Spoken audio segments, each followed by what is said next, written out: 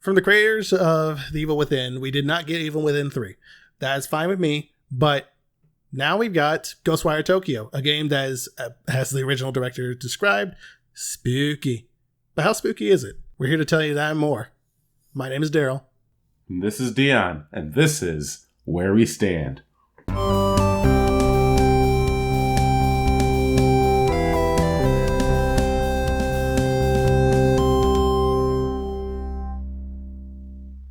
Let's talk about our experience, as we always do.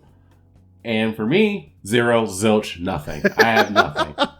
There's no way you could pay me to play Evil Within 2. It's true. Don't ask me. It's not happening.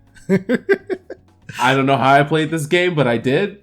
And so we're going to take it at that. Oh, boy. Go ahead. What have you done?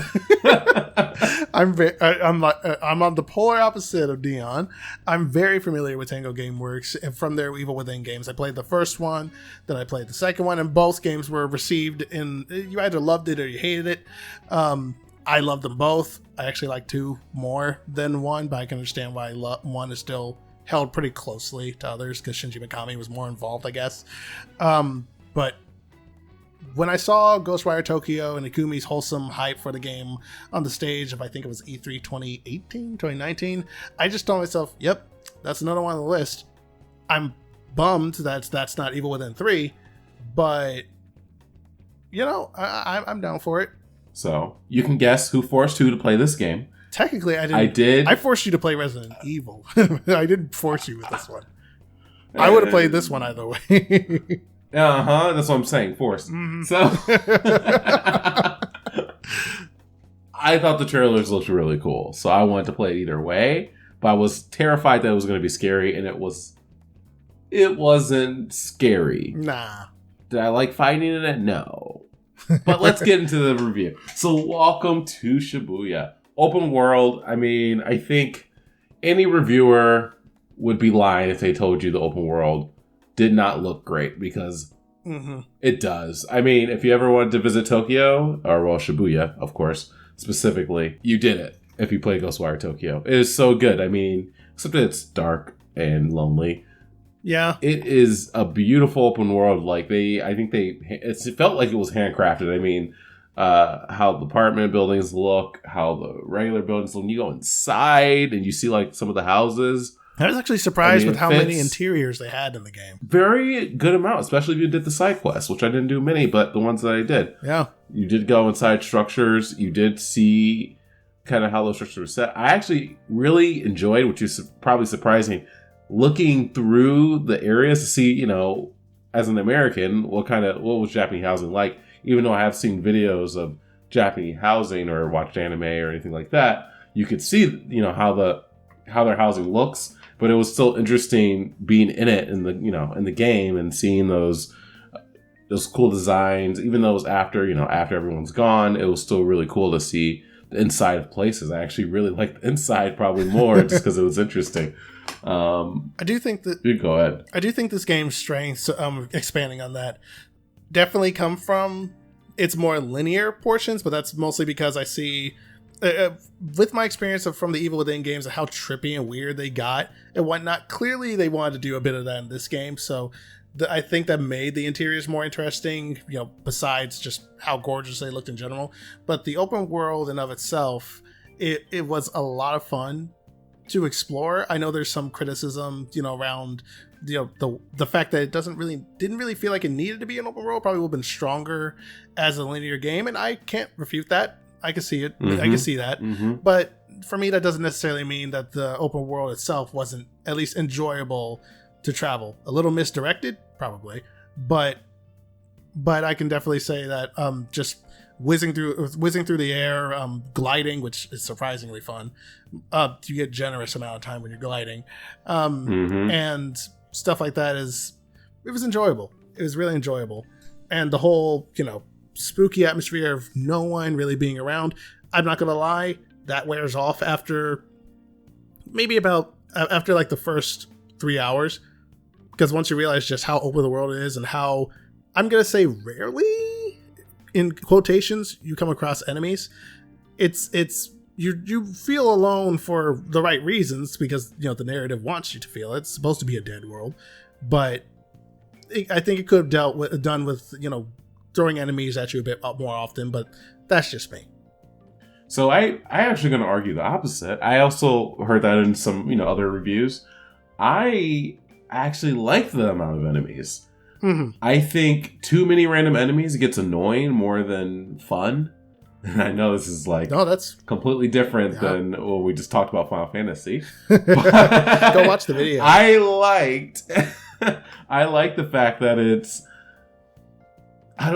there's just enough combat. It's not like in my face all the time, and I really enjoyed that aspect. And I think it added to the atmosphere in a correct way. I agree with that. I think they balanced it well, honestly, from a character like a combat to non-combat, because the combat wasn't anything crazy, right? Yeah. So it was. I think the strength of the open world and what you're exploring and understanding the ghosts and the side quests, which I only played a few of the side quests because I was going after certain rewards, so I only played the side quests with the right rewards. You have to understand that I skipped everything else. And I thought every side quest I played was very interesting, especially the one that's connected to the story that you can miss, and it gives you a warning about you can miss it. Yeah. I enjoyed the side quests. I thought they were actually interesting. The character that you explore, they either had a little funny note to them, or they kind of built on the game world. Yeah. And maybe it's not all of them, but they did a really good job in and I thought they were unique. They were unique. How you got to, get into that and really use them to explore more. I thought was really awesome. And some of the ghost hunts, I mean, phenomenal. Just phenomenal. I thought it was really good, surprisingly. I agree. For myself. And before we move on to the gameplay of the game, I will say this because I've seen it thrown around in comments and this and any other like in a video or two on YouTube about the rain effect. Some people think that the rain effect is ugly and all that, and while I can say that it probably isn't the most appealing, I don't think they realize that, much like a lot of particle effects in this game, that the rain that's falling is kanji. So of course it's going to look thick and kind of and big and chunky because that's it's kanji that's falling from the sky. That's the style of the game. A lot of the particle effects are kanji and various other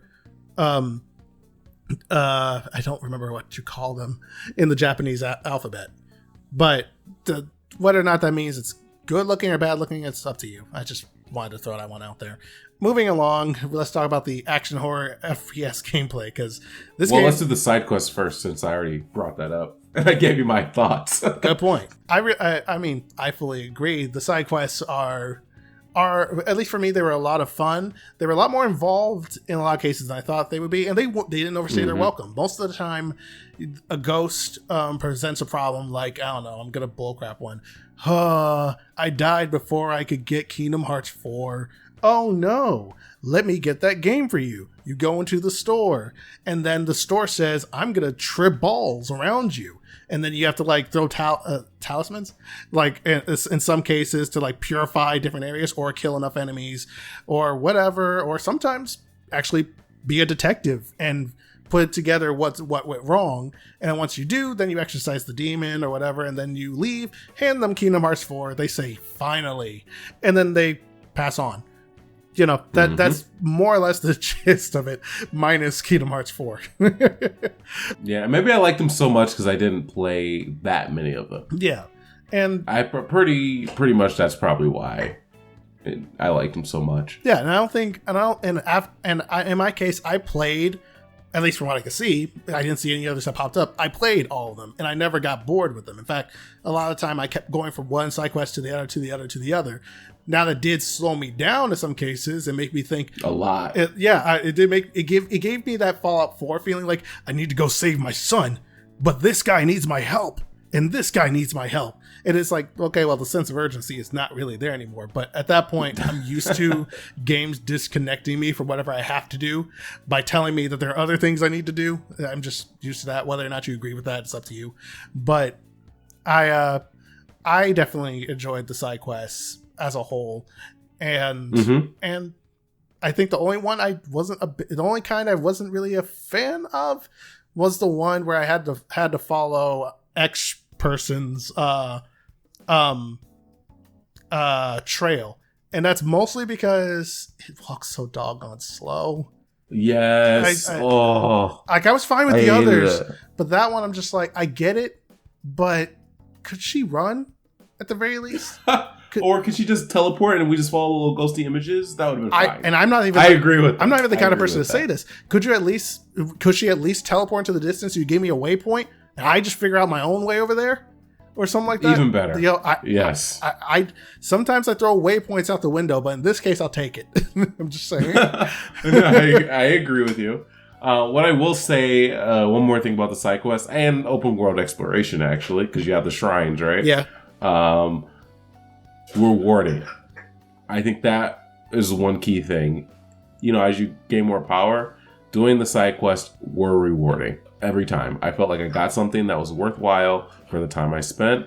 And yes, well, that may not be important. It is. It is very important. And they nailed the rewarding you for doing all these check boxes, which is a negative, but yeah, the check boxes biz.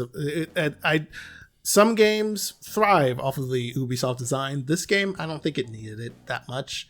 But nope. That said, I will admit, after coming from Elden Ring, which does it fantastically, not the Elden Ring, not the Ubisoft formula, but doing its own thing, I love the way Elden Ring does its thing. But I will say, coming from that, this was refreshing, despite the fact that it's the thing I tend to give shit to. Now, had we played Assassin's Creed Origins, then Odyssey, then Valhalla, and then came to Ghostwire, I'd probably be ripping it apart right now. I'm not going to lie. True. Because they're all fundamentally, with the open world design, the same kind of game structure.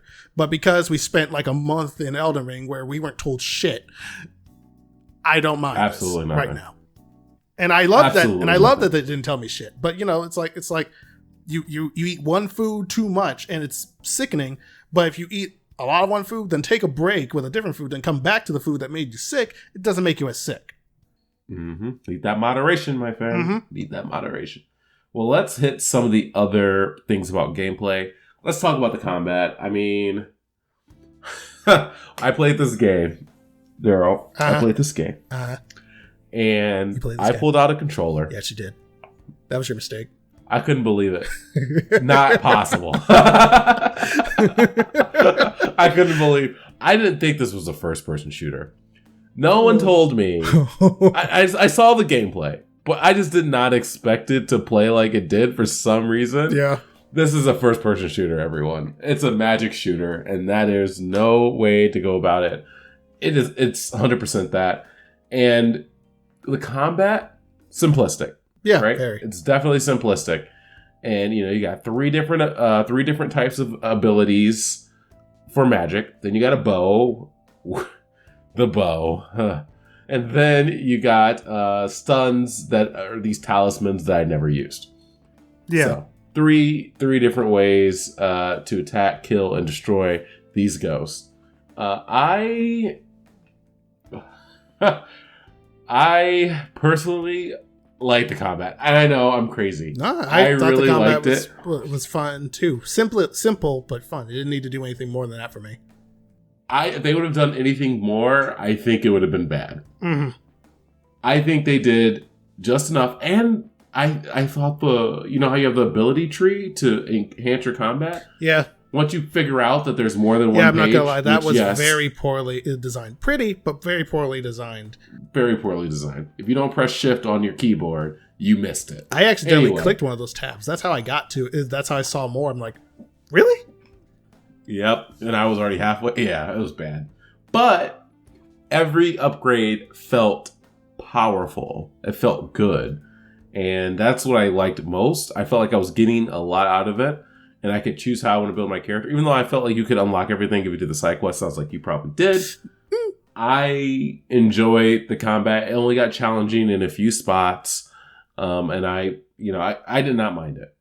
Except for something you just wrote. And we'll hit that in just a moment. I'll give it to you for now. I edited the script as we were talking because something crossed my mind. It was better than what I originally had.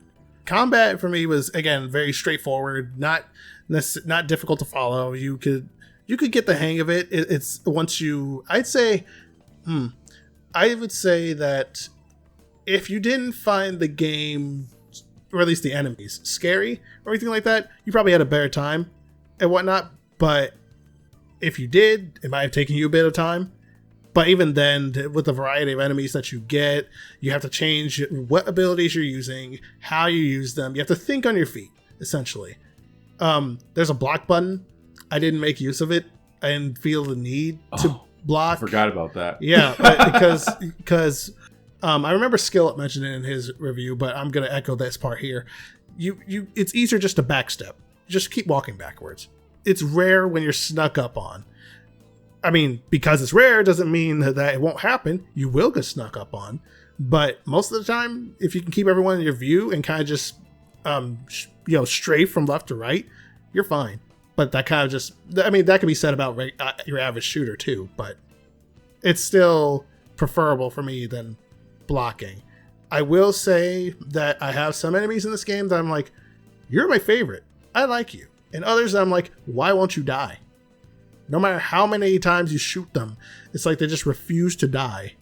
Yeah, they're like bullet sponges. Yeah, and some of them were terrifying because they were so damn strong. Yes, like I'm just gonna say one, like off the top of my head already. There's technically two enemies, two variants of the same enemy. I don't know, that essentially made me think, I am killing you as soon as possible. I am throwing down talisman, stunning you like 3 times, and then just KOing you instantly. I don't want to deal with you. And that was Scissors Lady. Fair enough. I was like, I ain't dealing with her. I'll deal with everyone else. else. That was actually not my worst, but she was terrible too, as well. Mm-hmm. Who was your worst? I'm gonna go with the ghost with the freaking grenade. Not the easy one that takes 2 shots, but the ones with the little floating. They have the red orbs. They shoot like 6 of them. Oh my goodness! And they always fought you on the top of buildings. Oh, those enemies! Destruction. You're talking about those ladies with like the weird newspapery head or whatever. That no, they look like regular Casper ghosts. Oh yeah, those were annoying. Those were definitely just so annoying. I was like, I wasn't even scared. I was bored with those enemies. Every other enemy I thought was good enough and kept me on my toes. And I was probably one of those people that was like, okay, these things are creepy. I really don't want to fight them, but I have to. I couldn't stop thinking of like the umbrella ones as you're just Slender Man with a mouth. I hate to do it to them. They were my favorite. They were cool. But the lady that I was referring to before, not the scissors one, but the one that would blow the red orbs at you that kind of float at you, which are that enemy is among the more tricky enemies to fight because they're essentially crowd controlling you. So you have to kill them as soon as possible before you're just surrounded by orbs. I don't understand their death animation because when you kill them, or if you sneak up on them and kill them, the way they die is like they're just like they kind of just wrap their arms around themselves and go, oh no, and like fall down. And I'm like, did you die or did you enjoy your death a little too much? Can't tell you. I can't tell. The world will never know. The world will never know. But that's just one of the things I noticed because there are a lot of unique takedown. I say unique, but more like it depends on which enemy you're fighting. Takedowns for each one. Like the one that tripped me up the most until I got used to it was when you do sneak up on a Slenderman and grab him and grab the whatever you call that energy sphere, whatever in them. You grab that from behind them, and they'll use that to be like, okay, and now they're screaming in your face. Isn't that terrifying? Yeah. Yes. Yeah. Kind of. Maybe the first 3 times. Yeah, then you get used to it, and then it becomes funny. Yes, 100%. Let's talk about this bye-bye KK. Okay. So, for context, you play as Akito in the game, and you're looking for your sister, and you have to save her from, I think it's Hanaya, in the game, the main antagonist, blah, blah, blah, blah, blah. KK is the spirit who's sharing the body with Akito and gives Akito the abilities to use the powers that you see in all the trailers with the cool gang hand signs. But as Dion will elaborate on in a moment, most of the time, whenever you enter a boss fight, or at least a significant boss fight, KK's ripped away from you. Yes. Oh my, I don't understand why this exists. So obviously you're tied to him. And then he gets ripped away every freaking second. Like this guy just just leaves your body and leaves you with this stupid bow that's not even great. Some enemies could do that to you, but I think it's a very special kind of enemy that could do that with KK as well. Just in the towards the end. Yeah, towards the end. But I think I see what they wanted to do. Doesn't mean they did it right, but I think I see what they wanted to do. They wanted to kind of give that I'm scared and powerless feeling again, but it's like I think that worked the first time. I think that worked the first time he was ripped away from you and you had to walk your way back to the apartment. That was the most terrified I was the whole time. Freaking terrible. Oh but my then goodness, and the way they make you fight. Oh. Yes. Well, they didn't make me. I didn't have to fight anybody when I left. Yeah, you had to go around. Yeah. I know, but it was. But I was like, oh Jesus, help me. But then they kept taking KK away, and it just became funny. After a point, like you're just gonna take him from me. I mean, what's the point? You're gonna take him from me, and then you're gonna try and make me feel weak and powerless, but ultimately make the boss fight feel less fun. Like instead of me waiting here for my opportunity to strike with my bow, I would rather be just laying into a bullet sponge. At that point with powers, that's a lot more fun and active than me waiting for my opportunity. And that's coming from someone who likes stealth games. But you didn't design some of these boss fights with stealth in mind. Not that this game really has stealth either. You know what I mean? If you did, and Akito could do a bit more, and granted, you have the talismans, but what the fuck are those going to do against those bosses? All you really got is that bow and arrow. Maybe if I could use those talismans, because you get a multiple different kinds of talismans, if they provide a different mechanic or some with the boss that allow me to be more aggressive, then that'd be great, but you can't be aggressive. And that's the problem. Because, without KK, Akito is as good as a corpse. Just saying. Yeah, I 100% agree. I mean, I remember I was playing and Daryl calls me and on Discord, I was playing through the game, and like the first thing I'm saying is like they took him again. I can't believe they took him again. I couldn't believe it. Like, why are we doing this to me a second time? I suffered once. I learned my lesson. I don't want this to happen. So they did it too many times. Yeah, I would have been fine with it once. It was perfect when they executed it the first time. Yes, 100%. I agree. But it happening again and then again and then again, I was like, okay. Yeah. All right, now he's useless. Yeah, I'm just like, and sometimes you won't even expect it. Like sometimes it won't even be a boss fight. You'll just be, you'll just be fighting. You'll have a horde mode moment essentially sometimes, and I think there are a couple of points in the story where that has happened, and it'll go from a cutscene where Akito's and KK are just simultaneously confident, like, let's fuck some shit up, yeah. And then the very next clip is him getting ripped from Akito, and you just hear Akito going, KK! Yeah, and I'm like, it's unbelievable. Where'd the confidence go? I mean, I can fuck some shit up with this bow and arrow, don't get me wrong, but I only got like 13 of these and like 38, air bullets I don't get to use here. Yeah. I was like, shoot. Nothing. Oh, God. All right. Well, we had to give our little rant on that piece of it, because that's probably one of the worst gameplay elements.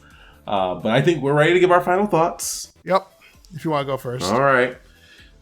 Ghostwire Tokyo, I think, is a good experience. I think it's definitely worth experiencing. I love that the narrative was pretty good. I was definitely enveloped the whole time. It's nothing too complicated, but it was very interesting, and they grow, it gets some of the complications towards the end, but it's explainable. You can get it, and you're not really confused the whole time, which I enjoyed. I also thought the side quests were good, the small amount that I did, and I actually did enjoy the world and the amount of combat. I think it balanced versus being too much of one, and I really enjoyed that part. I've heard about some reviews saying it was way too empty or unused space. I didn't feel that way through my playthrough. But I would understand why others would get that experience. Gameplay-wise, very enjoyable. Give it a shot. I recommend it. And in my case, I think that Ghostwire Tokyo is definitely a really good game. And a really good game in its lower moments, but it can be a really great game at times. At least if you're just playing it to enjoy it rather than, expecting it to be something that it's not, I should say. Walk into this game with open mind if you want to play it. Otherwise, the story I thought was serviceable. I didn't think it was bad or anything. I just thought it was. I just thought like, no, yeah, I'm definitely invested in the story and the characters, but it's not anything that I'm gonna remember, like, say, a year from now as something that's like, man, I really want to play that again and relive that story. It's not one of those. It's don't need a number 2. Yeah, but but I would say that it is a game that if they were to have a sequel, which with the way the game ended, I don't know how they would do it, but I would definitely be intrigued. But this is also Tango Gameworks we're talking about. For all we know, the farthest they know how to count is 2. Because that's all we got with Evil Within. So I don't know. We'll see. But I definitely enjoyed my time with Ghostwire Tokyo. Alrighty, well, I think that's all we got for now. Thank you all for stopping through to listen here at DuoQueue. If you think we might have glossed over something, feel free to say so in the comments. And don't forget to share and leave a like. Or press that notification bell. Next time you're waiting for a party or searching for a lobby, feel free to tune in again while you wait. See ya! Later, y'all. And I've got to say, I wasn't expecting another season of Yu Yu Hakusho. I figured that series was a done deal already, but, I guess Kana's not the only one in town who could do this job.